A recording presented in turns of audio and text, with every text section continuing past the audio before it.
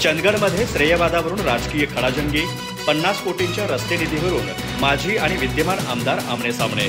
राजेश पाटील म्हणाले, मंजुरी माझ्या कार्यकाळातील, कुणी श्रेय घेऊ नये। चंदगड विधानसभा मतदारसंघात पुन्हा एकदा श्रेयवादाचं राजकारण पेटलं आहे। मुख्यमंत्री ग्राम सडक योजना टप्पा 2 अंतर्गत तब्बल 50 कोटी रुपयांच्या निधीला मंजुरी मिळाल्याने विविध गावांमध्ये रस्ते उभारणीची कामं सुरू झाली आहेत।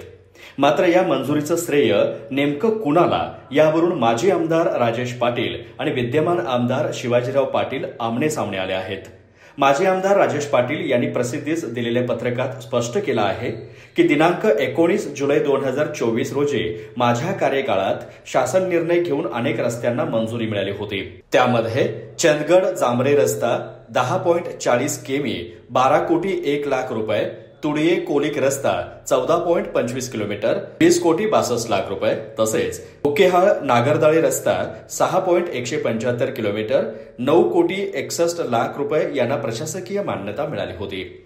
या कामांचा प्रारंभ माझ्याच हस्ते झाला असून गावकरी आणि कार्यकर्ते याचे साक्षीदार आहेत। तरी देखील विद्यमान आमदार हे या कामांचं श्रेय स्वतःकडे घेत आहेत, जो केवळ खोटा प्रचार आहे असा आरोप त्यांनी केला आहे।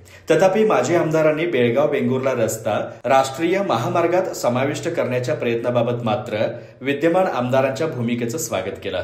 मीही माझ्या कार्यकाळात हा प्रयत्न केला होता, मात्र तो अपुरा ठरला। आता विद्यमान आमदार या दिशेनं काम करत आहेत, त्यांच्या या उपक्रमाला मी शुभेच्छा देतो आणि त्यांच्या काळात हा रस्ता राष्ट्रीय महामार्गात समाविष्ट होईल अशी अपेक्षा व्यक्त करतो, असं राजेश पाटील यांनी स्पष्ट केलं।